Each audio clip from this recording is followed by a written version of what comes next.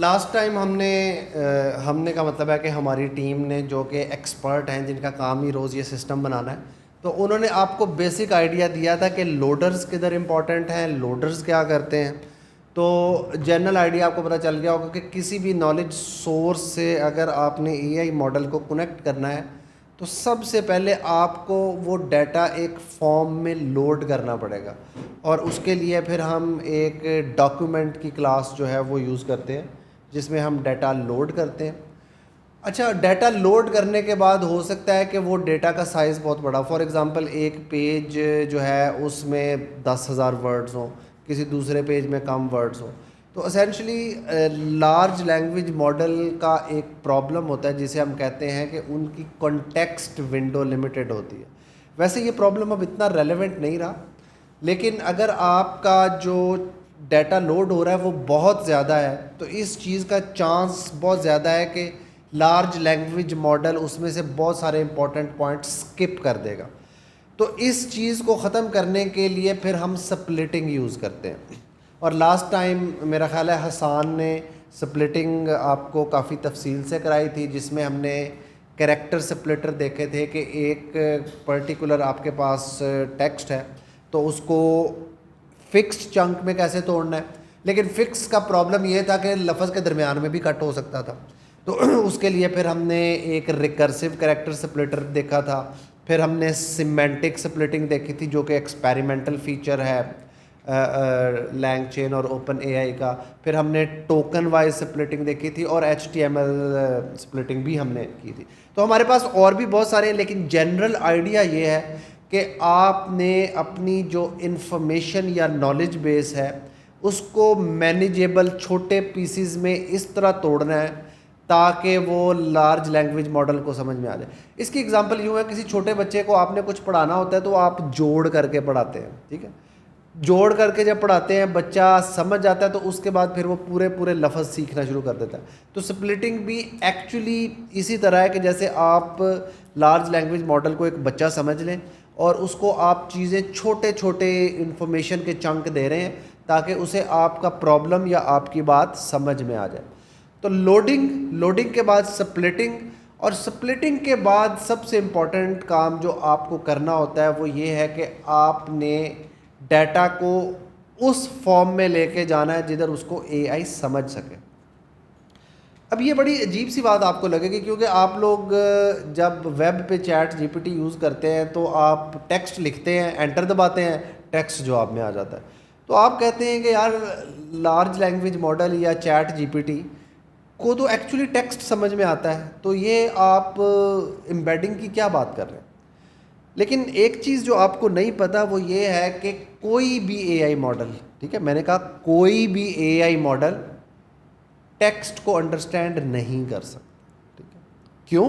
क्योंकि जितनी भी आर्टिफिशियल इंटेलिजेंस है वो इनहेरेंटली मैथमेटिक्स है, और मैथमेटिक्स है तो इसका मतलब है कि जो भी इनपुट आप किसी एआई मॉडल को देना चाहते हैं आपको उस इनपुट को पहले इस तरह से चेंज करना पड़ेगा कि एआई को उस इंफॉर्मेशन की समझ आ जाए, ठीक है। तो वो जो समझाना है एआई को या इंफॉर्मेशन को इस तरह ट्रांसफॉर्म करना है कि वो एआई को समझ आ जाए, उसको हम आसान लफ्ज़ों में कहते हैं हम इंफॉर्मेशन जो है उसकी एम्बेडिंग्स बना रहे हैं। वैसे एम्बेडिंग का लफ्ज़ थोड़ा सा और डिटेल में भी आएगा, ये मैथ की टर्म है, लेकिन आइडिया ये है कि आप अपनी इंफॉर्मेशन को एक ऐसी रिप्रेजेंटेशन में कन्वर्ट कर रहे हैं जिसे एआई देखता है तो उसे समझ में आ जाती है। अगर आप उसमें कन्वर्ट नहीं करेंगे तो वो एआई को समझ में नहीं आएगी। तो इस प्रोसेस को हम कहते हैं एम्बेडिंग्स लर्न करना या एम्बेडिंग्स कैलकुलेट करना। लफ्ज़ है कैलकुलेट करना, और इसके लिए हम एम्बेडिंग मॉडल्स यूज़ करते हैं। हमारे पास मल्टीपल एम्बेडिंग मॉडल्स हैं।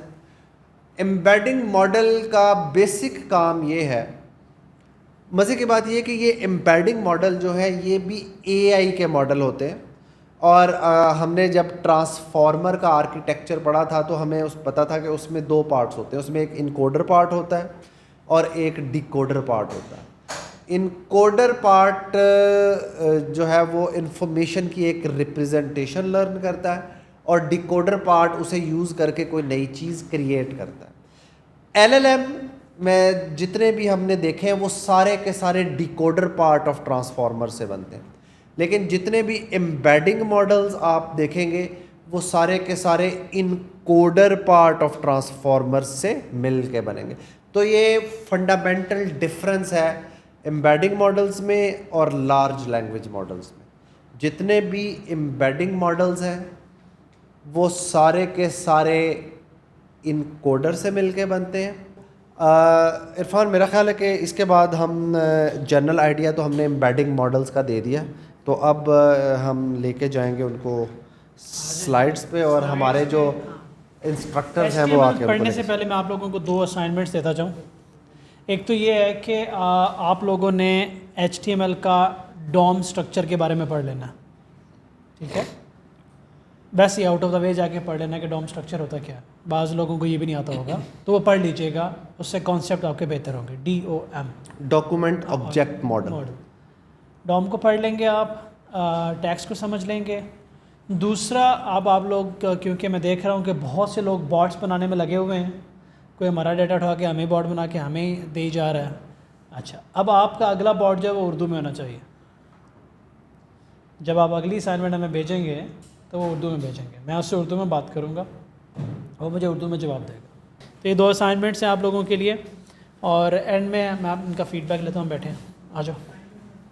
जैसा कि हम लोगों ने रैक पाइपलाइन को स्टार्ट किया था, और रैक पाइपलाइन में हम लोगों ने कहा था कि सबसे पहले आप लोगों के पास क्या है कि आप लोगों के पास एक डॉक्यूमेंट्स पड़े हैं, ठीक है। अब वो डॉक्यूमेंट लाइक ए बुक, वो एक किताब है, ठीक है। अगर उस किताब में से आपने कोई स्पेसिफिक डेफिनेशन फाइंड करनी है तो वो मुश्किल होगा। तो हम लोगों ने कहा कि हम उस डॉक्यूमेंट को क्या करेंगे, हम स्प्लिट्स कर देंगे, उसके चंक्स बना लेंगे, ठीक है।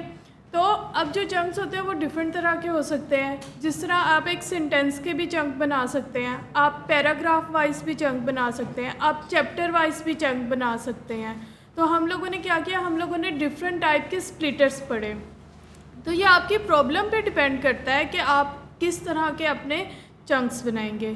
जब आपके पास चंक्स आ गए, अब सेकंड उसका थर्ड स्टेप जो है वो होता है एम्बेडिंग क्रिएट करना। क्योंकि हम लोगों को पता है कि हमारी जो मशीन है वो नंबर्स को समझती है।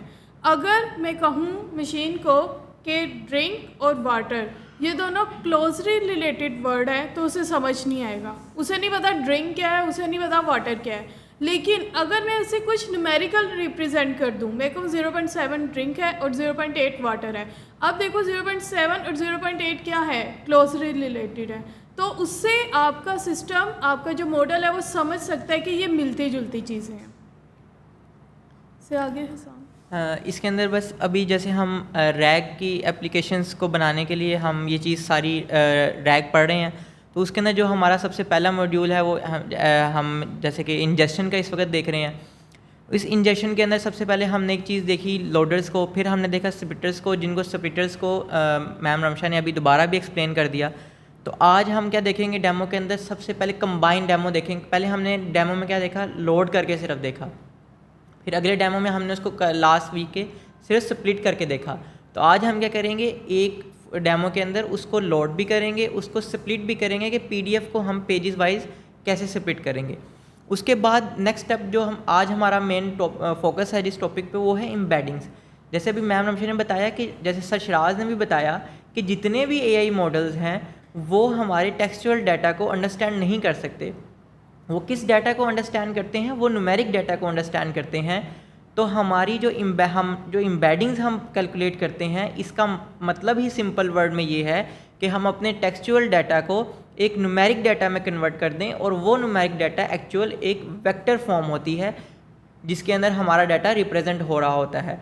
वो न्यूमेरिक डाटा पे फर्दर कैलकुलेशंस, जैसा कि हमने लास्ट टॉपिक के अंदर भी पढ़ा और ये चीज़ हम नेक्स्ट टॉपिक्स के अंदर आने के पढ़ेंगे, रिट्रीवल को साइंस सिमिलैरिटी लास्ट टॉपिक में हारिस भाई ने डिस्कस किया था। तो इस चीज़ से आपने कंफ्यूज नहीं होना इस वर्ड से। ये नेक्स्ट लेक्चर के अंदर ये टॉपिक हमने डिस्कस करना है, रिट्रीवल और साइंस सिमिलैरिटी का। तो वो जो ऑपरेशंस परफॉर्म होने हैं वो टेक्सचुअल डाटा पे परफॉर्म नहीं हो सकते। वो किस फॉर्म ऑफ डाटा पे परफॉर्म हो सकते हैं? वो न्यूमेरिक डाटा पे परफॉर्म हो सकते हैं।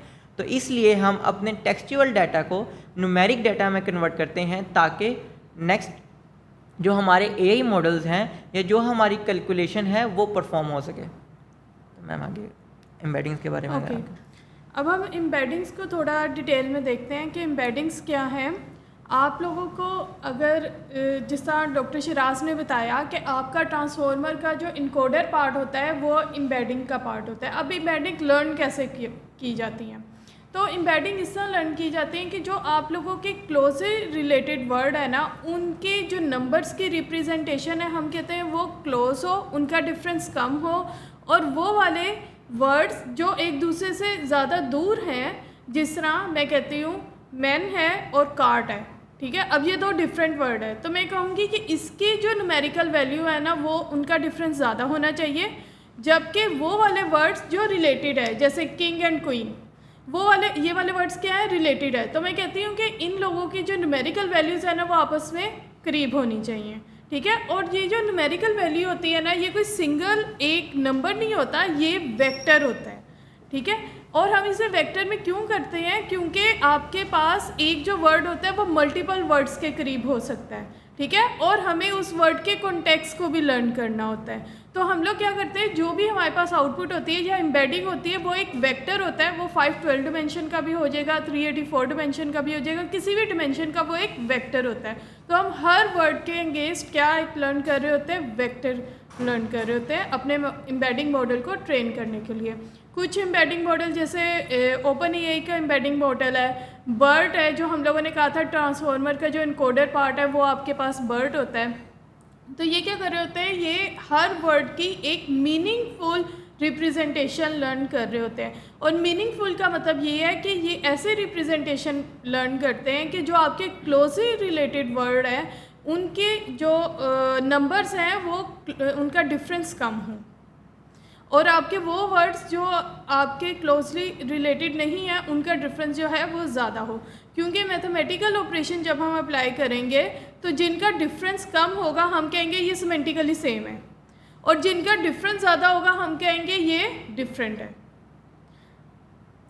तो इसके अंदर जैसे अभी इन्होंने मैम ने कहा कि डायमेंशन बताइए आपको वेक्टर्स की, तो इस चीज़ से भी कंफ्यूज होने की जरूरत नहीं है। सिंपल वर्ड्स में अगर आप कह लो वेक्टर की डायमेंशन मीन वेक्टर्स के इंडेक्सेस इतने सिंपल। फॉर एग्जांपल अगर किसी को समझ नहीं है, कोई समटाइम कोई स्टूडेंट्स होते हैं वो एफएससी बैकग्राउंड भी कोडिंग उनका इतना नहीं, तो अगर जो बिल्कुल बेसिक में बताऊँ कि अगर फॉर एग्जांपल अरे ले लो आप, अरे के 384 इंडेक्सेस हैं, 512 इंडेक्सेस हैं, 1536 इंडेक्सेस हैं। तो डायमेंशन मीन इंडेक्सेस आसान वर्डिंग में कि एक वर्ड को इतने नंबर रिप्रेजेंट कर रहे हैं, सिंपल। जैसे मैन है तो उसको 384 नंबर रिप्रेजेंट कर रहे हैं, सिंपल फॉर वो 384 नंबर्स मिलके एक वर्ड बनाते हैं जो है मैन, ठीक है। इसे इस तरह प्रोसेस कर लें।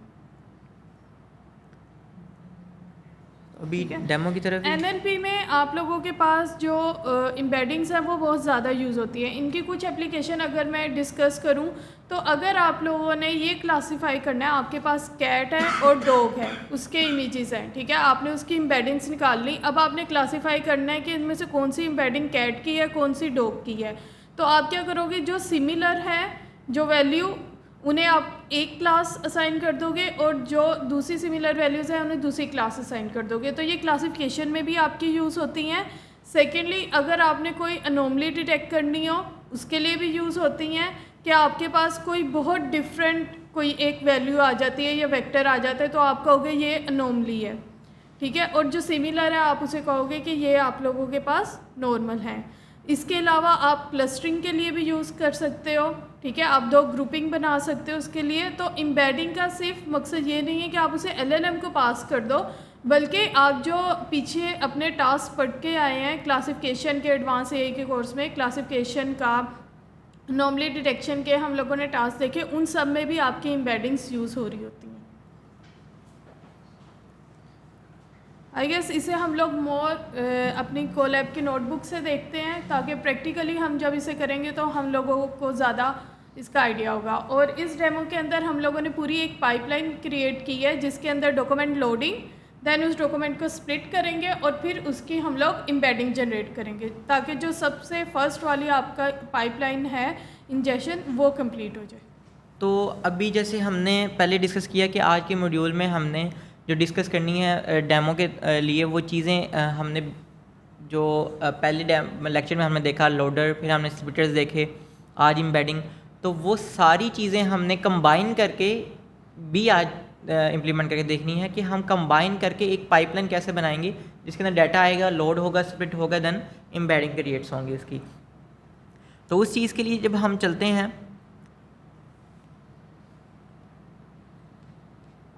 अच्छा, आई होप कि आप लोगों ने लास्ट वाले लेक्चर से आपको याद होगा कि करेक्टेड स्प्लिटर्स क्या होते हैं, रिकर्सिव स्प्लिटर्स क्या होते हैं, आप कौन सी प्रॉब्लम में करेक्टेड स्प्लिटर्स यूज़ करते हो, कौन सा डाटा होता है जिसके लिए आप रिकर्सिव स्प्लिटर्स यूज़ करते हो, HTML स्प्लिटर्स क्या होते हैं। तो वी होप कि आपको लास्ट लेक्चर से इन सब का आइडिया होगा। चलें अब हम क्या करते हैं कि एक PDF लोड करते हैं जो हमारा फर्स्ट लेक्चर हो गया, फिर हम स्प्लिट करते हैं जो हमारा सेकंड लेक्चर हो गया। उसके लिए अगेन मैंने अभी PDF लोडर यूज़ किया है।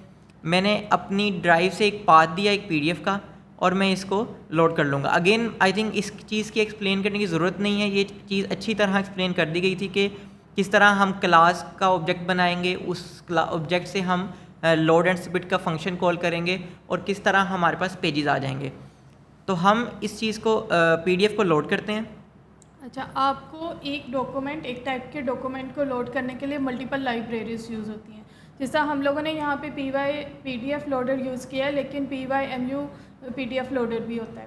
तो ये हम लोगों ने चीज़ आप लोगों के लिए छोड़ी है कि आप लोग क्या करो कि इस तरह के डिफरेंट जो लोडर है ना वो लोड करके देखें और फिर आप बताएं कि आप खुद असेस करें इस चीज़ को कि कौन सा लोडर जो है वो ज़्यादा अच्छा वर्क करता है। ठीक है, कुछ लोडर्स होंगे जो बहुत टाइम एफिशिएंट होंगे। ठीक है, तो ये आप लोगों ने खुद प्रैक्टिस करके देखना है कि कौन सा लोडर है जो अच्छा काम कर रहा है। अभी हम लेंथ चेक कर लेते हैं कि जो अभी हमने PDF लोड की है उसके कितने पेजेस हैं। तो अभी 48 टोटल पेजेस हैं उस डॉक्यूमेंट के अंदर। अब ये जो कोड है ये अब जैसे इस पेजेस के वेरिएबल के अंदर हमारे पास सारे पेज जो हैं वो लोड हो चुके हैं जिनका काउंट 48 है, जो हमने नीचे प्रिंट करा के देख लिया। अब हमने इस पे आइट्रेट करना है और अब क्योंकि अब हमारे पास मल्टीपल पेजेस आ गए, लोड वाला काम हो गया। अब हमने हर पेज को अपने डिफाइंड चंक के हिसाब से स्प्लिट करना है। ठीक है, वो क्यों स्प्लिट करना है वो हम ऑलरेडी डिस्कस कर चुके हैं। अब वो कैसे करना है वो चीज़ अब हम देख रहे हैं। तो उस चीज़ के लिए हमने आइट्रेट किया हर पेज पे, और क्योंकि हो सकता है कि जो हमारा चंक साइज़ है वो उस पेज के जितना कंटेंट है उसकी लेंथ से छोटा हो, तो उस चीज़ को हमने स्प्लिट करना है। फिर अब हमने क्या किया, आइट्रेट किया और यहाँ पे एक हमने जो वेरिएबल है रिकर्सिव स्प्लिटर का वो हमने ऊपर इनिशलाइज कर चुके थे, जो हम ऑलरेडी अपने लास्ट सेशंस के अंदर देख चुके हैं। अब हमने उस ऑब्जेक्ट से स्प्लिट फंक्शन का फंक्शन कॉल किया। अब यहाँ पे अगर मैं आपको यहाँ पे पेजेस में से 0 पेज प्रिंट करवा के दिखाऊं तो आप यहाँ देखेंगे कि मेरे पास एक फील्ड आ रही है मेटाडाटा की और उसके अंदर मेरे पास एक और चीज़ आ रही है पेज कंटेंट की, जिसके अंदर मेरे पास एक्चुअल कंटेंट पड़ा हुआ है उस पेज का। अब जैसे ये देखिए ये पूरा पेज लोड हो गया, तो इस पेज का कंटेंट बहुत ज़्यादा है। अब ये ऐसे ही है कि जैसे आपने एक बुक अपनी लोड की थी वो 48 पेजेस पे थी, ठीक है ना। उस 48 पेजेस में अगर आपने कोई एक चीज़ की डेफिनेशन फाइंड करनी है तो आपको 48 पेजेस को गो थ्रू करने की ज़रूरत नहीं है। हम लोग क्या करेंगे, हम उसके मीनिंगफुल चंक्स बना देंगे ताकि हम लोग सिर्फ रेलिवेंट चंक निकालें और उसमें से अपनी जो डेफिनेशन है वो एक्सट्रैक्ट करें। अब हमारे पास जो 20th पेज नंबर था उसके अंदर हमारे पास मेटाडाटा पड़ा हुआ। मेटाडाटा में कौन कौन सी कीज़ पड़ी हुई हैं वो ऑलरेडी हमने कहा था कि मेटाडाटा होता है, उसमें पेज कंटेंट होता है। तो हमारा फ़िलहाल कंसर्न जो है वो पेज कंटेंट से है। सेम मैंने उस पेज नंबर से पेज कंटेंट को पकड़ा, क्योंकि एक्चुअल जो कंटेंट था उस पेज का वो पेज कंटेंट की वेरिएबल के अंदर पड़ा हुआ था। अब जब मेरा स्प्लिटर अप्लाई हुआ उस पेज के ऊपर तो उसने उनकी एक लिस्ट क्रिएट कर दी चंक्स की, जो हमारा डिफाइंड चंक था, जो कि अभी के लिए 26 है, जो हमने लास्ट सेशन के अंदर भी देखा था। अब इस वेरिएबल के अंदर हमारे पास लिस्ट ऑफ चंक्स आ जाएगी। उस लिस्ट ऑफ चंक्स के ऊपर हम फिर आइटरेट करेंगे और उसको एक अपनी लिस्ट के अंदर फ़िलहाल के लिए हम अपेंड करवा रहे हैं।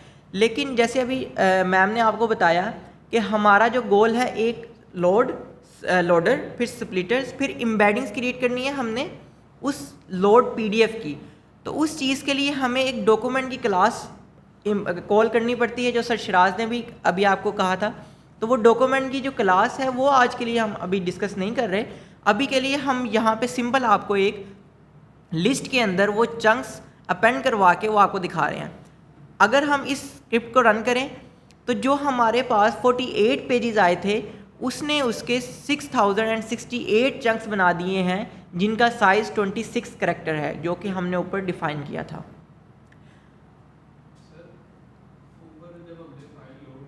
जी,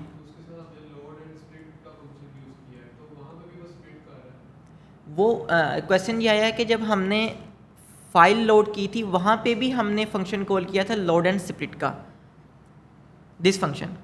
ये लोड एंड स्प्लिट का फंक्शन क्या करता है, ये उनको पेजेस वाइज स्प्लिट कर देता है, ठीक है। इसलिए बुक के 48 पेज बना दी, पेज वाइज स्प्लिट की, और उन पेजेस को फिर हम आगे आइटरेट करके अपने चंक साइज के मुताबिक उसको हम स्प्लिट कर रहे हैं। हम कहते हैं एक बुक का एक पेज अगर उसने हमें स्प्लिट करके दिया है, हम कह रहे हैं उसमें से भी हमें कोई पैराग्राफ वाइज या सेंटेंस वाइज उसकी चंकिंग करनी है छोटी छोटी, ठीक है। तो उसके लिए फिर हमने रिकर्सिव स्प्लिटर लगाया।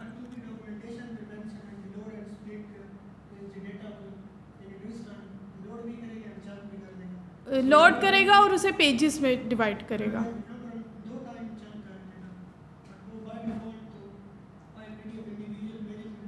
जी, अब देखें आप, क्वेश्चन ये है कि हम 2 दफ़ा उसको चंकिंग कर रहे हैं। एक दफ़ा हम लोड एंड स्प्लिट से कर रहे हैं, फिर हम दोबारा रिकर्सिव स्प्लिटर से कर रहे हैं। अब देखें, अब वहाँ पे जब उसने फंक्शन कॉल किया तो उसने पीडीएफ 48 पेजेस थे। अब उसने उसको पहले किस में स्प्लिट किया, पेजेस वाइज। लेकिन अभी भी जो पेज का डाटा है वो ज़्यादा है, जो अब हमें उस उतने चंक की ज़रूरत नहीं है। हमारा जो नीड है वो छोटे चंक की है, तो इसलिए हमने उस चंक को दोबारा स्प्लिट कर लिया। अगर आपकी कोई ऐसी एप्लीकेशन है जिसके अंदर आपने पेज वाइज आगे कंटिन्यू करना है तो आप ना स्प्लिट करें। ये डिपेंड करता है आपकी एप्लीकेशन की नीड के ऊपर कि आप एप्लीकेशन क्या बना रहे हैं। अगर आप चाह रहे हैं कि आप पेजेस वाइज आप एम्बेडिंग क्रिएट करें तो आप उस पर कंटिन्यू करेंगे। अगर आप चाह रहे हैं कि नहीं मेरा डाटा पेज वाइज ना हो, पेजेस में से भी उसके चंक्स बन जाएँ, तो फिर आप दोबारा भी स्प्लिट उसको करेंगे, जो चीज़ हमने नीचे देखी। जैसा आप ये देखें कि इसने ये एक पेज का डेटा लोड किया, ठीक है, तो there is too much information, ठीक है। अब आपको एक क्यूरी के लिए ज़रूरी नहीं है कि आपको ये सारी इन्फॉर्मेशन रिक्वायर्ड हो, आपको इसमें से कोई 1-2 सेंटेंस की इन्फॉर्मेशन रिक्वायर्ड होगी, ठीक है। तो फिर आप पूरे पेज का डेटा क्यों अपने पास सेव करेंगे, क्योंकि जब आपने इसे LLM को भी कॉल करनी है तो आपको इतना ज़्यादा डेटा देना पड़ेगा। जितना ज़्यादा डेटा उतनी ज़्यादा कंप्यूटेशन। तो हम लोग चाहते हैं कि हमारे आंसर जो है वो ज़्यादा रेलिवेंट हो और हमारी कंप्यूटेशन कॉस्ट जो है वो कम हो, ठीक है। तो इसलिए हम लोगों ने इस पेज को क्या किया, फर्दर चंक्स में डिवाइड कर दिया। बट अगेन ये आपकी नीड के मुताबिक आप किस एप्लीकेशन पे काम कर रहे हैं। तो हमने वहाँ से अपना भी, जैसे हमने यहाँ पे चंक्स क्रिएट किए तो वो 6068 चंक्स बने। हमने उसमें से 1000 जो चंक था वो हमने प्रिंट करवा के देखा तो वो ये था।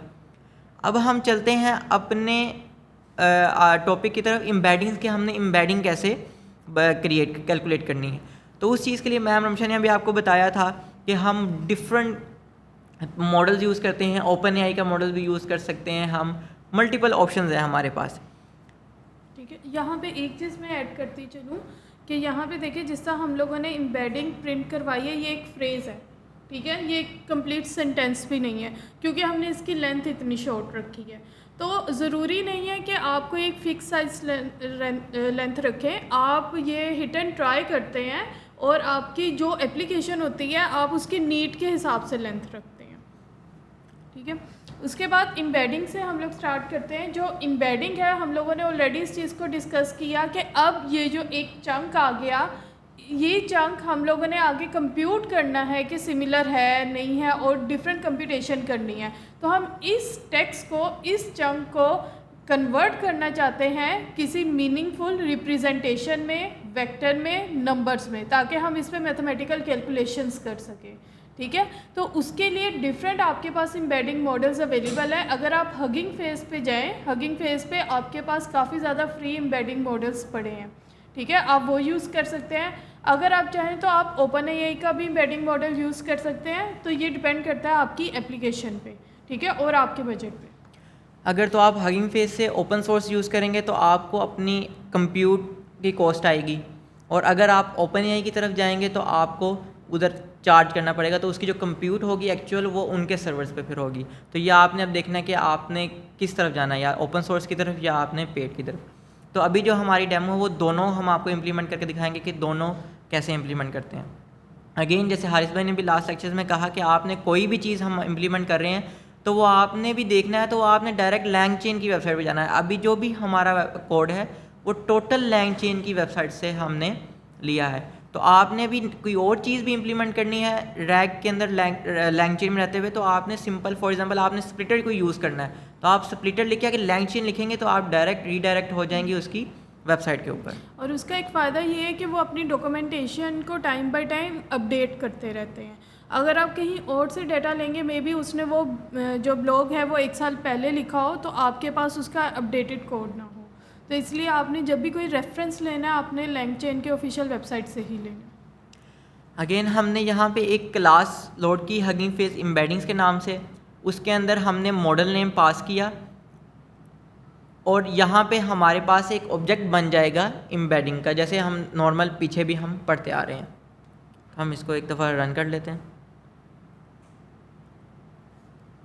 ओके अच्छा, जब आप लोगों ने यहाँ पे अपनी कोई भी क्लास कॉल करनी है तो यहाँ पे आपने उसके मॉडल का नेम कॉल करना है, ठीक है। ये जो है BAAI, ये हम एक एम्बेडिंग मॉडल यूज़ कर रहे हैं, ठीक है। तो जब भी आपने हगिंग फेस की क्लास को कॉल करना है, उसका कोई भी मॉडल यूज़ करना है, तो आपने उस मॉडल का नाम देना होता है। तो हमने उसका नाम दिया, और जो वो मॉडल है वो हम लोगों ने embed_ मॉडल के अंदर सेव करवा दिया। और जो ये मॉडल आपने कैसे देखनी है, ये हारिस भाई ने लास्ट लेक्चर में भी हमने आपको दिखाया था। MTab की वेबसाइट पे आपने जाना है, वहाँ पे आपको लिस्ट ऑफ एम्बेडिंग मॉडल्स मिल जाएगी, जो जहाँ पे आप देख सकेंगे उनकी डायमेंशंस क्या हैं, वो कितने टोकन्स जो हैं, वो मतलब डिफरेंट चीज़ें आपको डिफरेंट कॉलम्स मिलेंगे वहाँ पे। तो आप अपनी नीड के मुताबिक आप वहाँ से भी ले सकते हैं। वो कहेंगे इस मॉडल को रन करने के लिए कितने GPUs रिक्वायर्ड है, ठीक है। तो आप लोगों ने अपने सिस्टम की नीड के हिसाब से मॉडल को सिलेक्ट करना होता है। तो अभी हम सिंपल, अभी जो हमने मॉडल यूज़ किया है इसकी 384 डायमेंशंस हैं, मींस कि ये 384 रिलेटेड वर्ड की एक वेक्टर क्रिएट करेगा इससे। अभी जो हम सिंपल एक स्ट्रिंग का एम्बेडिंग क्रिएट कर रहे हैं, हाउ आर यू की एक स्ट्रिंग है, उसकी हम एम्बेडिंग क्रिएट कर रहे हैं। अब एम्बेड के अंदर अगर आप इसको लेंथ को रन करें तो यहाँ पे 384 वो उसने डिस्प्ले कर दिया है, जो कि इस मॉडल ने एम्बेडिंग क्रिएट की इस स्ट्रिंग के लिए। और अगर मैं यहाँ पे ये प्रिंट करूँ तो यहाँ पे वो कंप्लीट वेक्टर आ गया है उस स्ट्रिंग का, जो मैंने एम्बेडिंग मॉडल के अंदर पास की थी।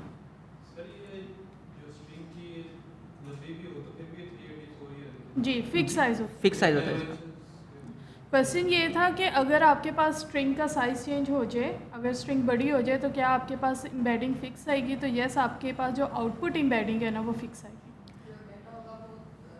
चाहे आपका डाटा शॉर्ट हो या बड़ा हो, ठीक है। आपके पास जो आउटपुट साइज़ है ना वो फिक्स्ड होता है 384, मतलब इस मॉडल के लिए फिक्स है।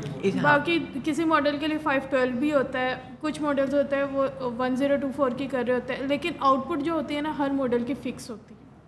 अब जो हम एम्बेडिंग क्रिएट कर रहे हैं वो भी मैंने चंक एक आइटरेट करके एक चंक लिस्ट एक के अंदर वो सारे चंक्स मैंने अपेंड करवाए थे, तो उसके अंदर से मैं एक थर्ड जो आइटम है उसकी एम्बेडिंग क्रिएट करता हूँ।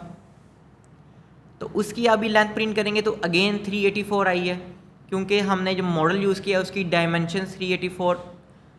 अगर मैं आउटपुट ही उसकी 384 है, ठीक है।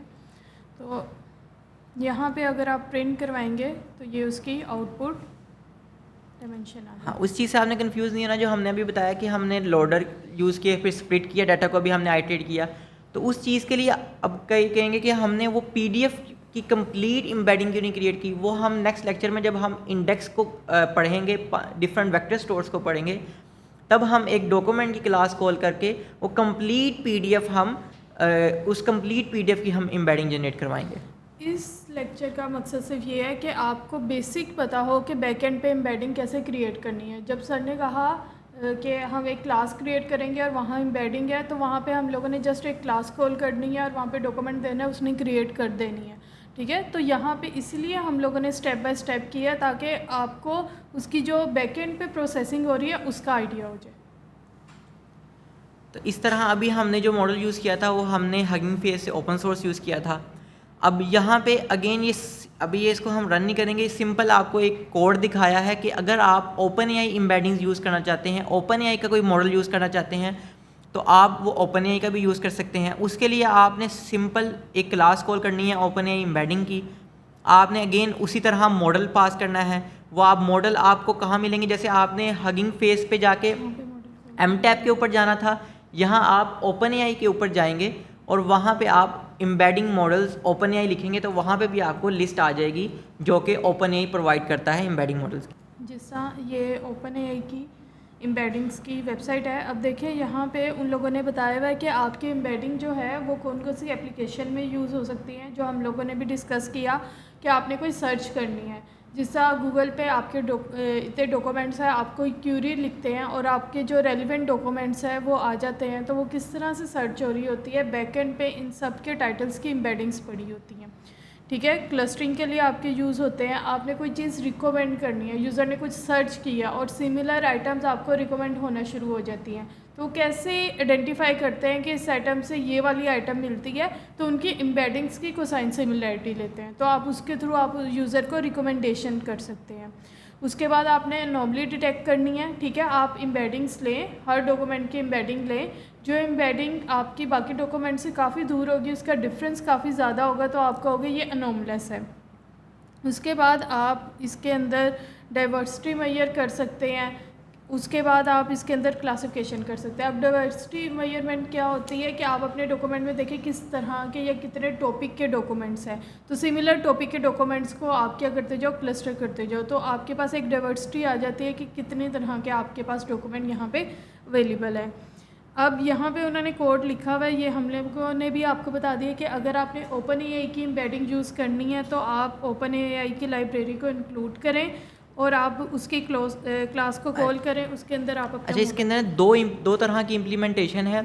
अगर तो आप ओपन एआई का कोई चीज़ यूज़ कर रहे हैं तो वो आपको कोड ओपन एआई की वेबसाइट पे भी मिल जाएगा। उस चीज़ को एड्रेस करने के लिए सेम कोड आपको लैंगचेन की वेबसाइट पे भी मिल जाएगा।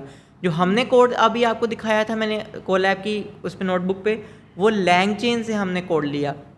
अगर तो आप ओपन एआई का कोड यूज़ करना चाहते हैं तो वो कोड इस तरह है। आप इनपुट के अंदर वो जो हमने टेक्स्ट पास किया आप वो पास कर देंगे और मॉडल के अंदर सेम वैसे ही मॉडल आ जाएगा। अब हम लोगों ने ये चीज़ पहले भी डिस्कस की कि ओपन एआई के जो मॉडल्स होते हैं वो फ्री अवेलेबल नहीं होते, उनकी कंप्यूटेशन फ्री होती है लेकिन मॉडल को आपको परचेस करना होता है। तो आप उसकी वेबसाइट पे जाएं तो उन्होंने लिखा होता है कि आपका जो मॉडल है वो पर डॉलर, मतलब एक पेज को प्रोसेस करने के लिए वो कितने डॉलर चार्ज करते हैं, ठीक है। साथ उन्होंने लिखा हुआ है कि उनकी परफॉर्मेंस कितनी है। तो there is always a trade off कि अगर आपके पास मॉडल की परफॉर्मेंस ज़्यादा अच्छी होगी तो उसके चार्जेस भी ज़्यादा होंगे, ठीक है। तो आपको कंप्रोमाइज़ देखना है आप कितना कर सकते हो, ठीक है। और यहाँ पे उन्होंने लिखा है मैक्सिमम इनपुट के ये मैक्सिमम कितने टोकन को एज इनपुट ले सकता है। तो ये कोड अभी मैंने आपको ओपन एआई की वेबसाइट पे भी दिखाया था, वो कोड और तरह का था।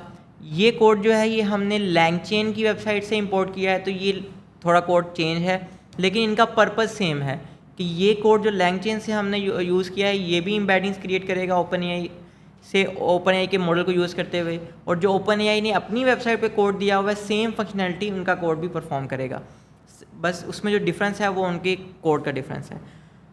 तो लास्ट जो अब हम चीज़ एक देखने लगे हैं वो स्प्लिटर है एक सिमेंटिक चंकर का। हमने लास्ट टाइम जो है वो स्प्लिटर सारे पढ़ लिए थे, लेकिन जो ये स्प्लिटर था ये डिपेंड करता था एम्बेडिंग्स के ऊपर कि पहले हम एम्बेडिंग्स को पढ़ें, एम्बेडिंग को समझें कि एम्बेडिंग्स क्या चीज़ है, फिर हम इस स्प्लिटर को यूज़ करें। तो उस स्प्लिटर को आप एक्सप्लेन करेंगे। इस स्प्लिटर का पर्पस क्या है, सबसे पहले उस चीज़ को समझते हैं कि हम लोगों को किस एप्लीकेशन में इस स्प्लिटर को यूज़ करना है। ठीक है, अब जब मैं अपने सिस्टम को, अपने डॉक्यूमेंट को चंक्स में डिवाइड कर रही हूँ, फॉर इंस्टेंस मैं पैराग्राफ वाइज चंक्स में डिवाइड कर रही हूँ। ठीक है, अब उसमें एक सेंटेंस लिखा है, दूसरा सेंटेंस हो सकता है वो उससे थोड़ा डिफरेंट हो। ठीक है, वो सिमेंटिकली इतना ज़्यादा ना मिलता हो, लेकिन मैं अगर पैराग्राफ वाइज चंक बना के रख दूँगी अपने सिस्टम के अंदर, सेव कर लूँगी, तो क्या हो सकता है मे बी वो चंक्स जो हैं आपस में इतने ज़्यादा रिलेटेड ना हो। ठीक है, तो उसके लिए, इस प्रॉब्लम को सॉल्व करने के लिए एक स्प्लिटर यूज़ होता है जिसे हम कहते हैं सिमेंटिक स्प्लिटर। ये सिमेंटिक स्प्लिटर क्या करता है, ये पूरे डॉक्यूमेंट को पकड़ता है, उसके पेजेस को पकड़ता है और उन सब की एम्बेडिंग्स जनरेट कर देता है। ठीक है, फिर ये एम्बेडिंग्स की सिमिलैरिटी कैलकुलेट करता है और जो उनसे एम्बेडिंग्स आपकी सिमिलर होती हैं ये क्या करता है, उन्हें एक चंक में डिवाइड कर देता है।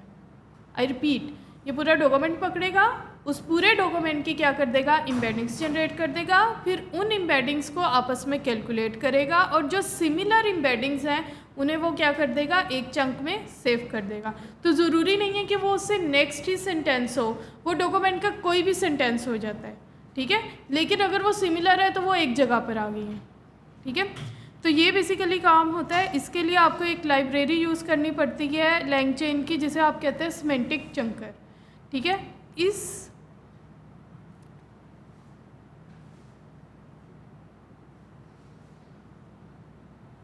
ओके जब आप इस क्लास को कॉल कर रहे हैं सिमेंटिक चंकर की, ठीक है, तो अब आपको ये बताना पड़ेगा कि कितने % आपके जो सेंटेंस है या टेक्स्ट है या एम्बेडिंग है वो सिमिलर होंगी, तो आप उसे सेम चंक में रखोगे। ठीक है, आपको इसमें ये एक थ्रेशोल्ड डिफाइन करना पड़ता है कि कितने % आपकी एम्बेडिंग सिमिलर होंगी तो आप उसे सेम चंक में रखोगे। तो इसके लिए डिफरेंट चीज़ें यूज़ होती हैं, डिफरेंट थ्रेशोल्ड यूज़ होते हैं। एक होता है परसेंटाइल के नाम से।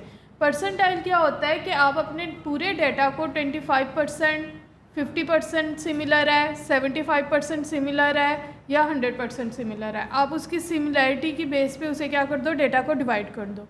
ठीक है, फिर आप कहते हो कि भाई फर्स्ट 50% जो सिमिलर है उन्हें मैं सेम चंक में ले आऊँगी। ठीक है, तो ये होता है परसेंटाइल। इसके अलावा आपके पास स्टैंडर्ड डेविएशन भी यहाँ पे यूज़ हो जाता है और डिफरेंट आप लोगों के पास यहाँ पे जो थ्रेशोल्ड है वो टाइप्स यूज़ होते हैं। अगर आप सिमेंटिक चंकर LangChain की वेबसाइट पे जाएंगे तो उन्होंने हर वो दिया हुआ है कि आप लोगों के कौन कौन से थ्रेशोल्ड यहाँ पे यूज़ हो सकते हैं, आप कौन कौन से पैरामीटर यूज़ करते हैं। आपने जस्ट यहाँ पे जाके इंटरक्वार्टाइल एक है, आपने जस्ट यहाँ जाके उसे चेंज करना है और वो आपको उसके अकॉर्डिंगली चंक बना के दे देगा। ओके, अब मेरे पास एक टेक्स्ट था, मैंने एक जनरल टेक्स्ट लिखा और मैंने कहा कि अब मैंने कहा कि जो मेरा सिमेंटिक स्प्लिटर है वो इस टेक्स्ट को स्प्लिट कर दे, तो उसने उस टेक्स्ट को स्प्लिट कर दिया। अब मैं देखती हूँ कि कितने चंक्स बनाए हैं। ठीक है, अब देखो यहाँ पे एक अच्छी बात क्या है, जब हम लोगों ने रिकर्सिव स्प्लिटर देखा था ना तो हमें लेंथ डिफ़ाइन करनी पड़ी थी, हमें चंक का साइज़ डिफ़ाइन करना पड़ा था और समटाइम हमें चंक का साइज़ नहीं पता होता, तो हमें उस केस में क्या करना पड़ता है, हम लोगों को हिट एंड ट्रायल करना पड़ता है कि किस चंक साइज़ पे आपको ज़्यादा अच्छा चंक मिल रहा है।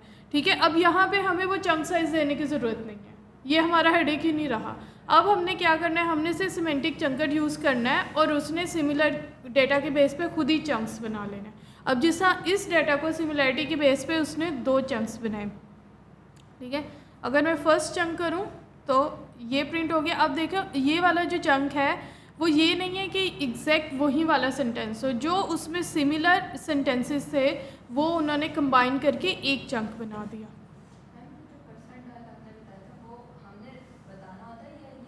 आपने डिफाइन कर, बाय डिफ़ॉल्ट परसेंटाइल होता है। क्वेश्चन ये है कि सिमेंटिक चंकर में हम लोगों को बताना होता है कि परसेंटाइल ये है।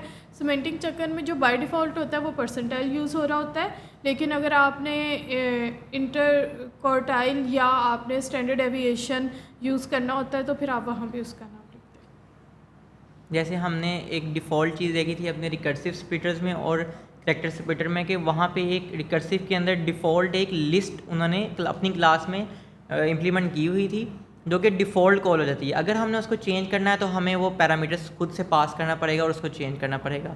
सेम यहाँ पे भी ऐसे वो थ्रेशोल्ड आप अपने मुताबिक चेंज कर सकते हैं उसको। बस फ़र्क ये है कि वहाँ पे हम चंक साइज़, ओवरलैप, ये वाली चीज़ें हम लोग डिफ़ाइन करते होते थे। अगर नहीं करते थे तो जो उनका बाय डिफ़ॉल्ट है वो यूज़ होता था, ठीक है। यहाँ पे ये है कि अगर हमें नहीं पता हमें नहीं पता कि हमारा चंक साइज़ क्या सूटेबल है और क्या कहते हैं ओवरलैप कितना होना चाहिए, हमें ये सब इन्फॉर्मेशन नहीं है, तो हम लोग क्या करें, हम सीमेंटिंग चक्कर यूज़ करें, वो खुद ही सिमिलैरिटी के बेस पे आपके टेक्स्ट के चंक्स बना देगा।